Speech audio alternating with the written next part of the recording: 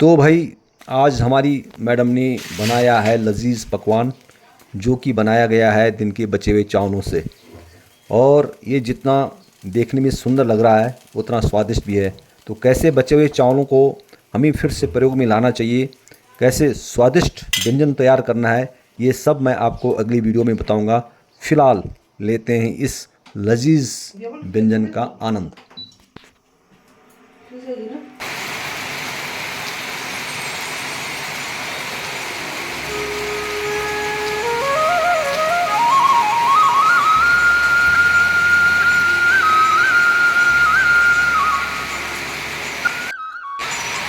Hello दोस्तों, नमस्कार। तो भाई आज सुबह की हो रही हैं 6:15 और बाहर हो रही झमाझम बारिश, और हम दोनों यहाँ भी बैठे हुए हैं, चाय पी रहे हैं, चाय का आनंद ले रहे हैं। बहुत ही सुहाना मौसम है।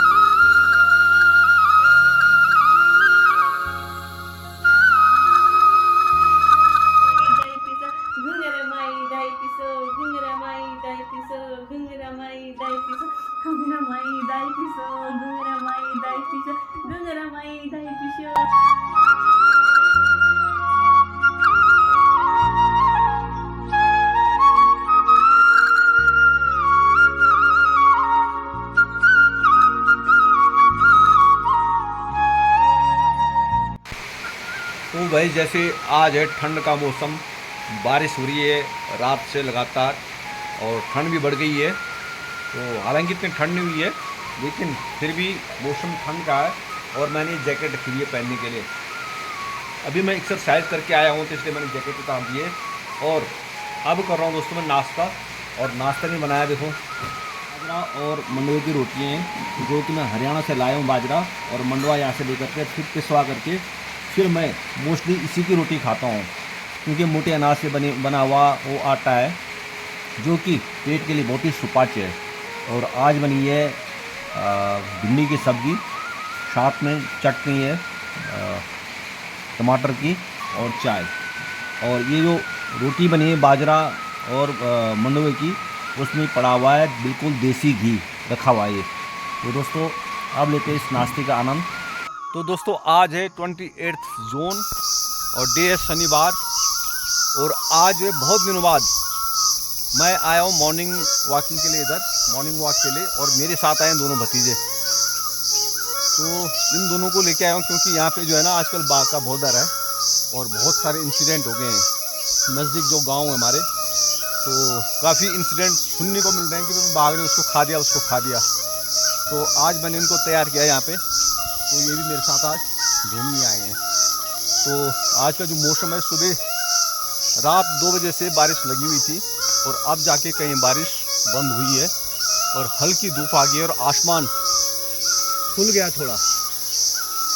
तो इस मौसम का आनंद उठाने के लिए हम आए हैं नज़दीक जंगल में, जहाँ की पूरा एक चीड़ का जंगल है। और अभी हम जा रहे हैं थोड़ा घूमने के लिए। और इस मॉर्निंग वॉक, मॉर्निंग तो नहीं बोल सकते, अभी टाइम हो रहा है 11:15। तो दिन का टाइम हो रहा है 11:15, लेकिन जो मिशन है हमारा वो है च्यूं ढूंढने जा रहे हैं। च्यूं यानी कुकरमुत्ता। और कुकरमुत्ता बोलो तो मशरूम जो होते हैं, जो नेचुरल जो उठते हैं। अभी आपको दिखाता हूँ मैं। अभी यार एक तो दोस्तों एक कुकरमुत्ता ये, लेकिन क्या बिसेला है।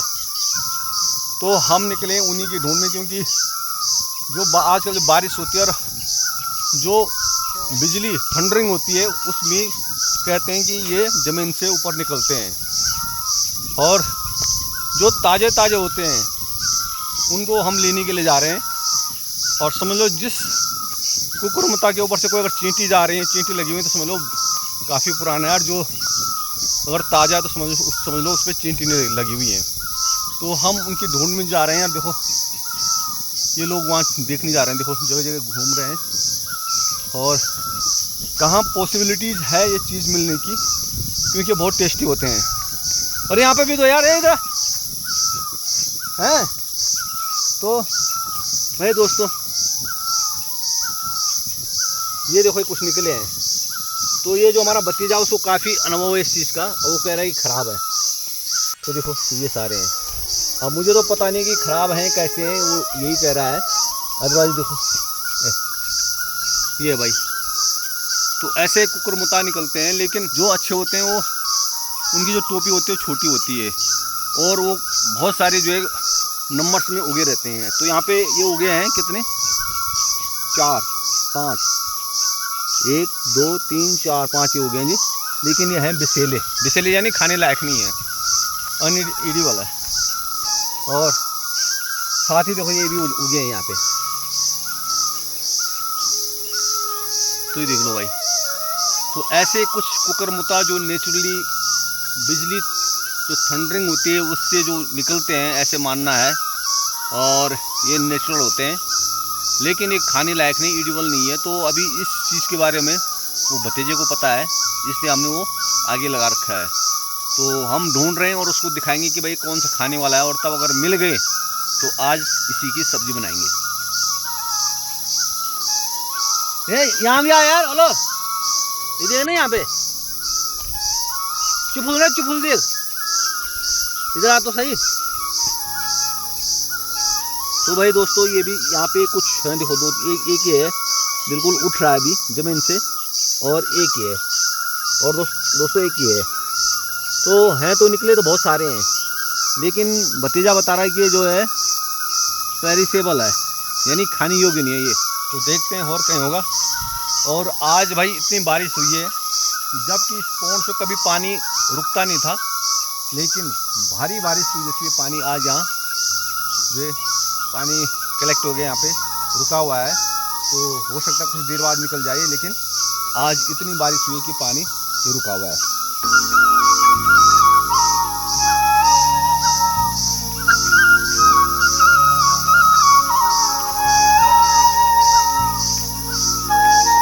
तो जंगल के बीच गुजरने का आनंद कुछ और है। ठंडी ठंडी हवा चल रही है, फुहार उसको बोलते हैं। और देख सकते हैं इतनी हरी घास। तो अगर आप ये हरी हरी घास में सुबह सुबह नंगे पांव वॉक करोगे कंटिन्यूसली, तो आपकी जो शुगर लेवल है वो बिल्कुल बैलेंस हो जाएगा। जो अन्य बीमारियां बहुत सारी, जो शरीर के अंदर जो अन्य बीमारियां सारे बैलेंस हो जाएंगे, सब सही हो जाएंगे, क्योर हो जाएगा ये।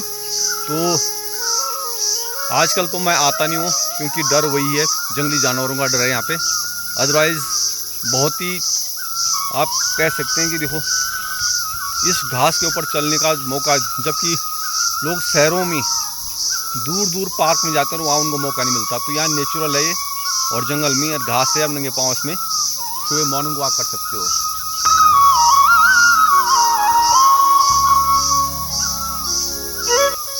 ओ दूर तक देखो अब, और साथ में भतीजा जा रहा है वही च्यों ढूंढने के लिए। और च्यों भाई मिले तो बहुत सारे, लेकिन सारे बेकार हैं। अभी कोई भी खाने योग्य कोई भी जो है हमको कुकुरमुत्ता नहीं मिला अभी तक। तो यहाँ किसने रखा भाई बैग बुक है?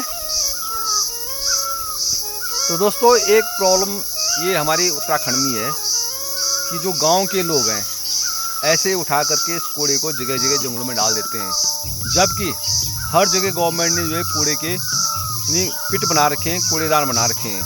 तो लोग उसमें ना डाल करके ऐसे जंगलों को गंदा करते हैं। तो इस नेचर को गंदा करना शायद वो अनएजुकेटेड लोग हैं। अदरवाइज़ ये देख सकते हैं कि पंखे का इसमें जो बाहर का कवर है, तो यहाँ अगर ऐसे जो वेस्ट जो मटेरियल होता है वो शहरों में बिकता है, और घर की लेडीज़ इसको इकट्ठा करके महीने के लास्ट में बेचते हैं, तो उनको कुछ पैसा भी मिल जाता है।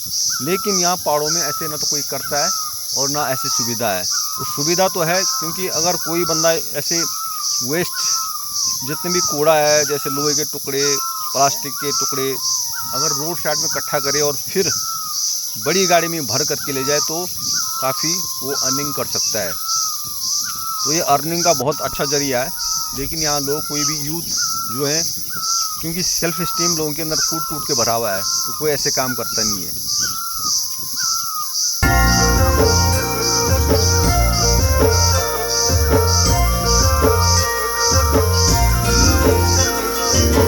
डाली डाली फूलों की तुझको बुलाए रे मुसाफिर मेरे उत्तराखंड में।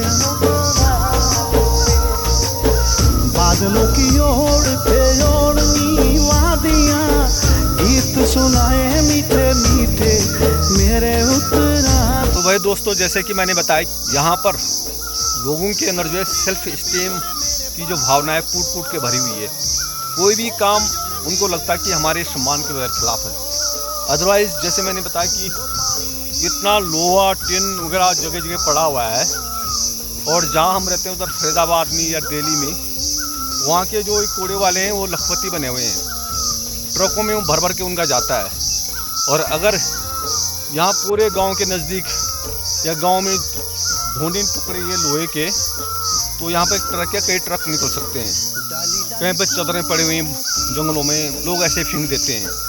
लेकिन भाई मेरा एक सजेशन है, अगर आप लोग बुरा ना माने, जो अपनी ये डेली अप डाउन करते हैं, डेली टाटा सुमो वाले, उनके लिए एक सुझाव है कि जब भी आप घर आते हैं तो आप एक बोरी में भर करके जितनी लोहे के टुकड़े हैं, टिन के टुकड़े हैं, उनको, प्लास्टिक नहीं बोलता मैं, प्लास्टिक थोड़ा उसका फैलाव ज़्यादा होता है और जगह घेरता है, बट जो लोहे के टुकड़े हैं छोटे छोटे या टिन के छोटे छोटे टुकड़े, एक ग्राइंडर मशीन लाओ और उनको काट काट के आप बोरी में भर करके, अगर एक ट्रिप पे आप 10 या 15 किलो ऐसे लोहा टिन ले जाएंगे और उसको वहाँ दिल्ली में बेचेंगे, आपका खाने पीने का खर्चा निकल सकता है, नो डाउट। वहाँ पे जो आप 2-3 दिन स्टे करते हैं वो आपका खर्चा निकल जाएगा। तो ये मेरा एक आपके लिए सजेशन है, अगर आप ऐसे कर सकते हैं तो कोई शर्म नहीं है। आप जहाँ भी लोहे के टुकड़े मिलते हैं उनको किसी से, घर वालों से, अन्य बच्चों से इकट्ठा कराओ, उनको कुछ पैसे दे दो और आप अपनी गाड़ी में लेकर के दिल्ली में उसको बेच सकते हैं। क्यों भाई, गलत है ये, है ना? जो टाटा सुमो वाले हैं और जगह जगह लोहा पड़ा हुआ है, नीलू तो कुंटलों में लोहा पड़ा हुआ है यहाँ हमारे पहाड़ में ना। लेकिन उसका बेचने का एक साधन बता रहा हूँ मैं। जैसे हमारे टाटा सुमो वाले हैं, ड्राइवर हैं, हालांकि उनको बुरा लग रहा होगा, अगर मेरी वीडियो देखेंगे तो उनको बुरा लगेगा, लेकिन मैं सच्ची बात बता रहा हूँ। लेकिन हमारे अंदर ना एक स्वाभिमान भरा हुआ है कि हम शर्म भरी हुई है। अगर वो एक ट्रिप पे 10 किलो लोहा भी अपनी गाड़ी के छत पे ले जा सकते हैं और वहाँ पे 40 रुपये किलो के हिसाब से बिकता है, तो भाई कितना हो गया?